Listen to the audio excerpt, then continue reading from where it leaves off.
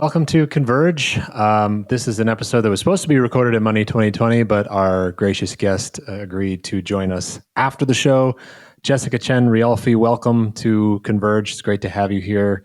You're really an experienced FinTech product builder who has had some interesting senior roles at companies like Robinhood and Wise, which we just chatted about before the camera was rolling. And now you're the co-founder and CEO at Uprise.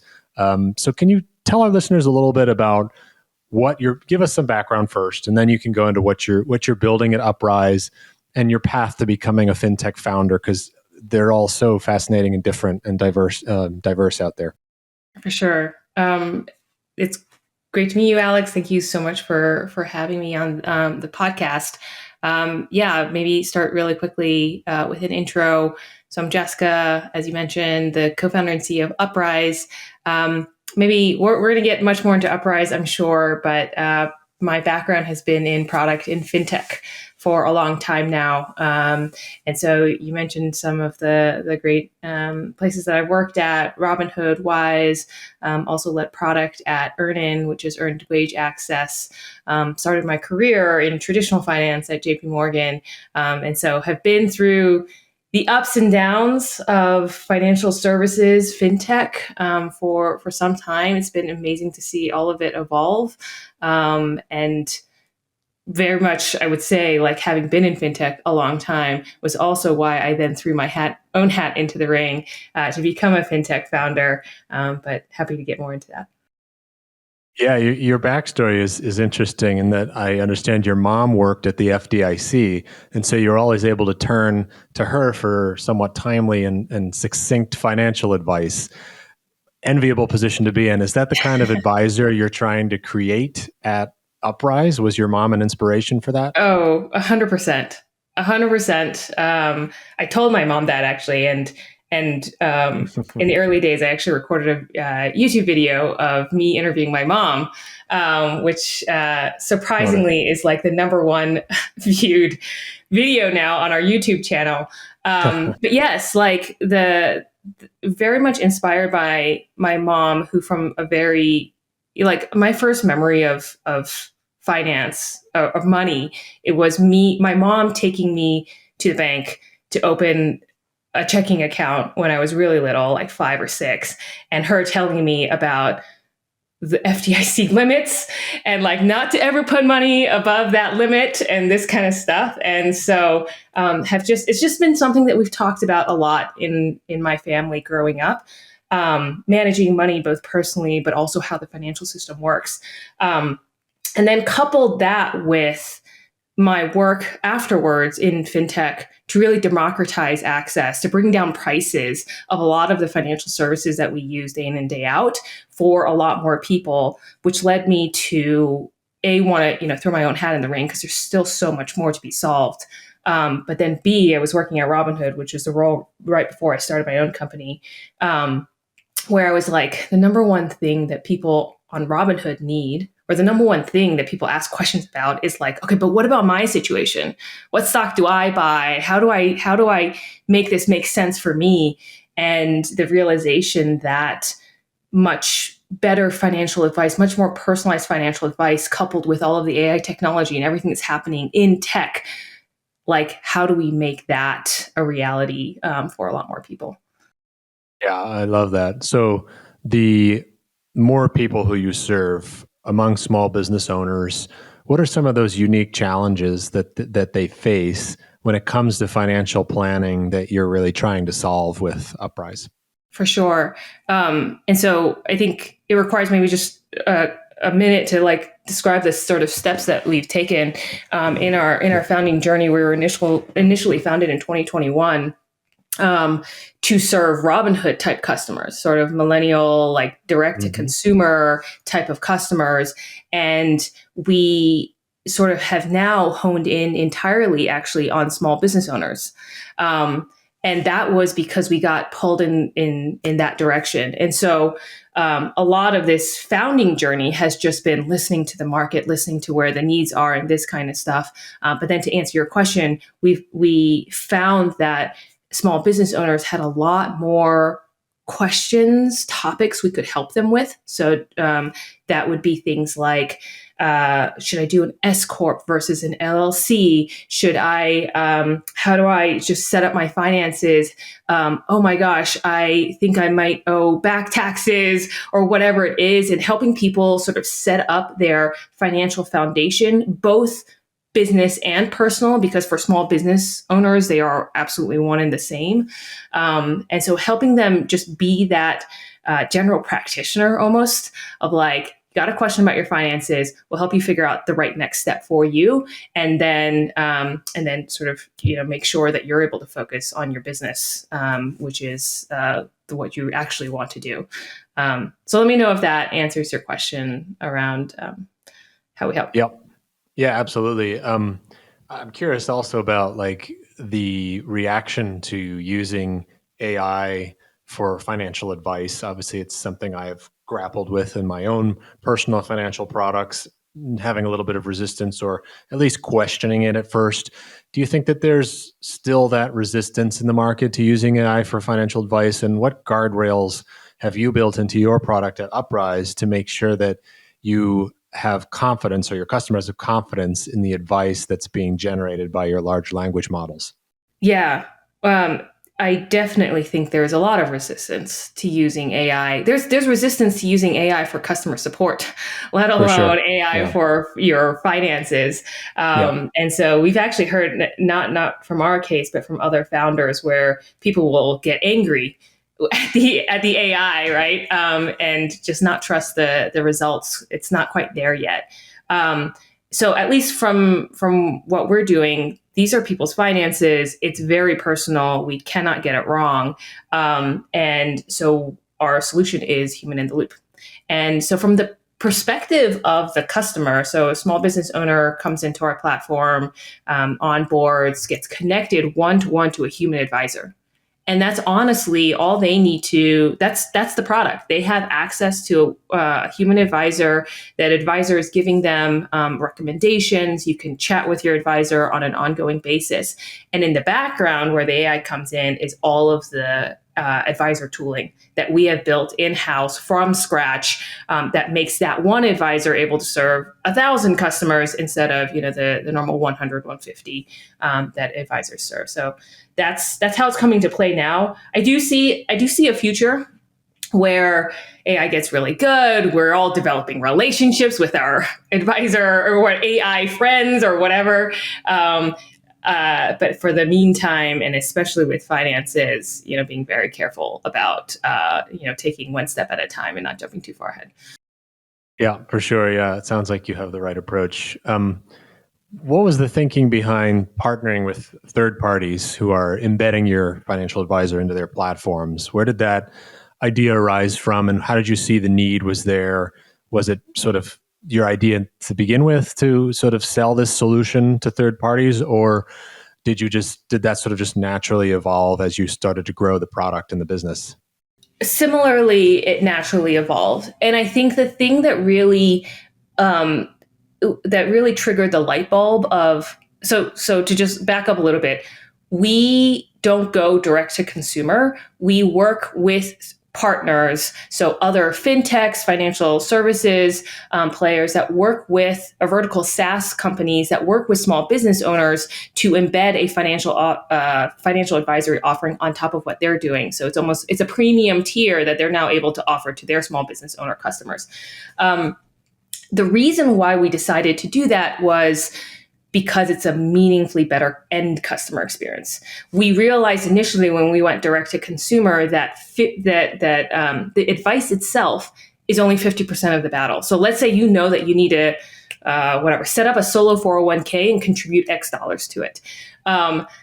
But then the next step of actually implementing the solo 401k and taking the actions is as hard, if not harder, than knowing that you needed to set one up in the first place. And so we now have a partnership, for example, with Carry, where we're the premium. Carry is a solo 401k provider. We're the premium tier on top of Carry. But by the way, do this thing, click this button, and the account is set up, and you can initiate the transfer already. And so that's kind of the vision we have, which is not only the advice, but also the implementation, and just meaningfully like bringing down the friction of financial services in general. Yeah, I love it. One particular partnership that I read about was your partnership with Herd. Can you give us an example of how, first tell us about Herd and how Uprise works with Herd and what that partnership really looks like, just as an example of this successful third-party model? Yeah, for sure. So Herd is a platform that helps therapists manage their back office. So vertical SaaS platform for therapists. They are an incredible mission-driven company doing all the right things for therapists.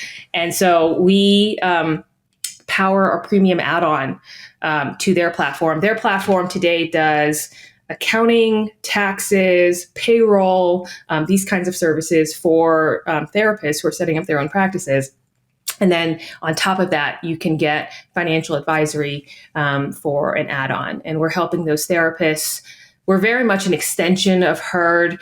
We're helping the therapists understand, the type of entity they should set up, the how to manage the cash flow in their businesses, how to grow their businesses, funding options, retirement for themselves, hiring employees versus contractors. So all of these kinds of things, which really extends Herd's service offering, but then even on top of that, helping Herd customers understand, oh, Herd made me pay this much in estimated taxes, or Herd set up my finances this way from a bookkeeping or tax perspective, and really helping to put the color behind what Herd is doing for their customers and increasing the value of the Herd platform overall.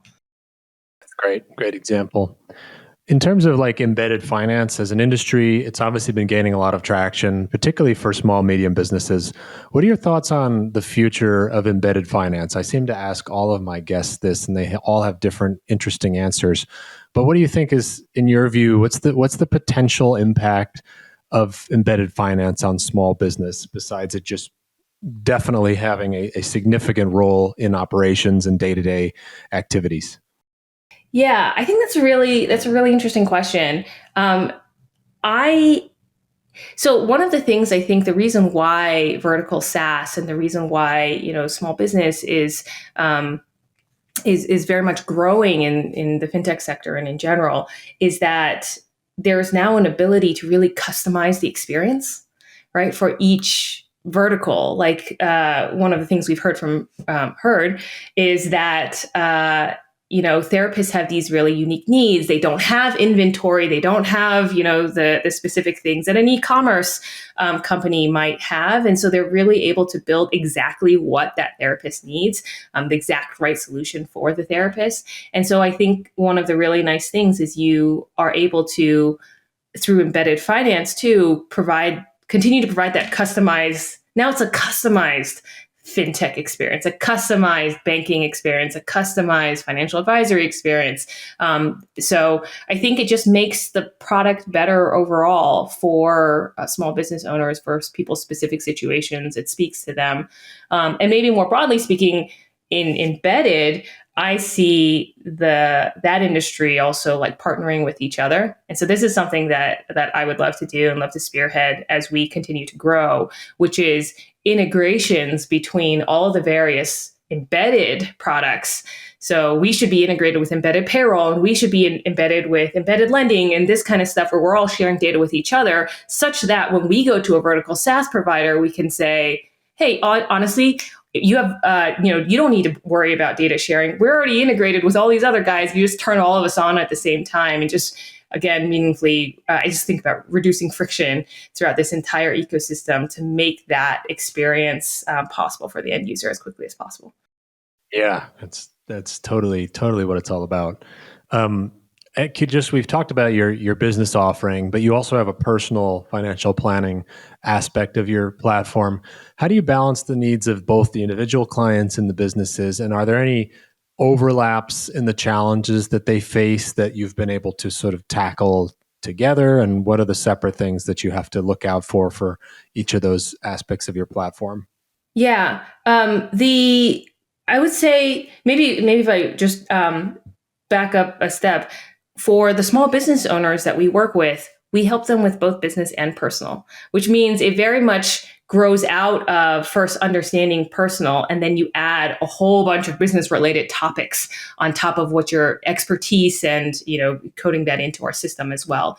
And so there's it. I would say, like, we already have the foundation to be able to cover a very, very wide range of personal finance related topics. And then on top of that, you add the nuance of small business. And that's kind of what small business owners need, which is that sort of integrated advisory experience, somebody who understands the reality of what they're dealing with. They don't have a ton of liquid assets to invest in the market. Their asset is their baby, their business, and being able to bring that into the picture. So that's kind of how we built, which is starting first from personal experience and then adding business on top. Yeah, makes sense. So at Money 2020, I know you spoke at the Amplify sessions, and the topic you spoke on was AI-driven financial advisory, how well suited to your background. Tell me, is there anything that you spoke about in that session that we haven't discussed now that you would like to share that was interesting? Any takeaways or other thoughts?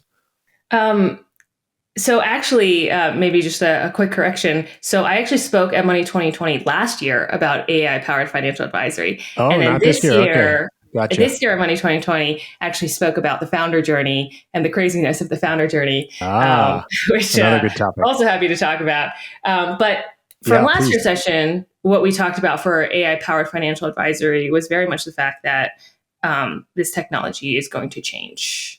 Is going to completely change everything. And what that means is that you bring down, essentially what we're all doing as an industry is building the data set for providing really good financial advisory. Today, ChatGPT really can't give amazing financial advice to you yet because it doesn't have the right data set. It's only trained on things that are publicly available. But the right data set to be able to give financial advice is like, hey, Alex, you should roll over your 401k or whatever it is. And then you, Alex, need to say thumbs up, thumbs down, that resonated or didn't. And over time, as you do that again and again and again, then you're able to be able to provide amazing advice to all different types of people. And in that talk, I talked about financial literacy and emerging economies and all of these kinds of things. It's theoretically possible as we continue to learn and to feed that. And so I think we're only at the beginning of the journey now of building the data set. It's what we are, working towards for small business owners today, but many other institutions and many other fintechs working on it for different populations. Yeah, love it. Let me fact check this one. Did you do the Rise Up program this year at Money 2020, or was that last year? So I did the Rise Up program last year, and this year I came back to speak at the Rise Up stage again. So you spoke on the stage. So any topics relating to championing diversity? Obviously, we love to talk about, women in fintech. We talked about Nicole Casperson earlier, FinTech is Femme. Anything you want to share from that experience as well? It's an incredible community. Maybe I'll just plug, which is like, it is an incredible community where everybody, even, there's the 3 days of the session, the Rise Up program, where you really get to know the community members. It's very diverse across all different types of fintech. But then afterwards, you walk out of there with like lifelong friends and this very diverse network that you tap on sort of as you continue through your fintech journey. And so that has, I think, been the most powerful thing from my experience in Rise Up, and also just in general, very much inspired by the mission. Tracy Davies always tells the story. So Tracy Davies is the president of Money 2020, I think is her title. And she said 5 years ago when they bought Money 2020, she walked the floor and just didn't see much diversity. And now through the Rise Up program, but also in general through the way they've been marketing Money 2020 and bringing people together, it's completely changed the percentage. I think it's something like 40+% are women or minorities, et cetera. And so wow. I think they've really made a concerted effort, and it's been incredible to see the results of that. Yep, absolutely agree. That's amazing.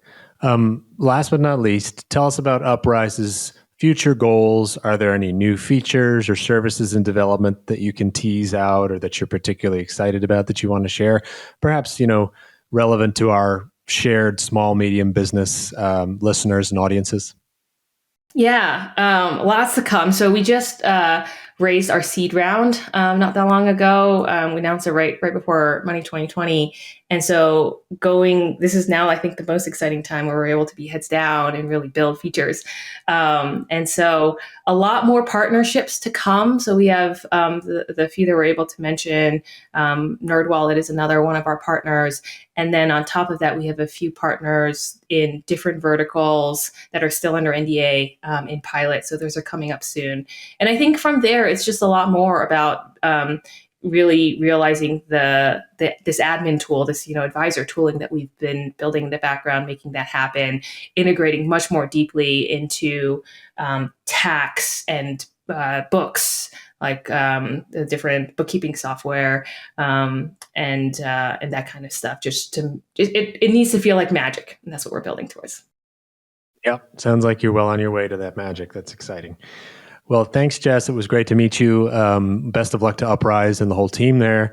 We'll touch back in a couple of years when AI has really taken over the whole process and we don't even know we're talking to a machine. That's right. That'll be fun.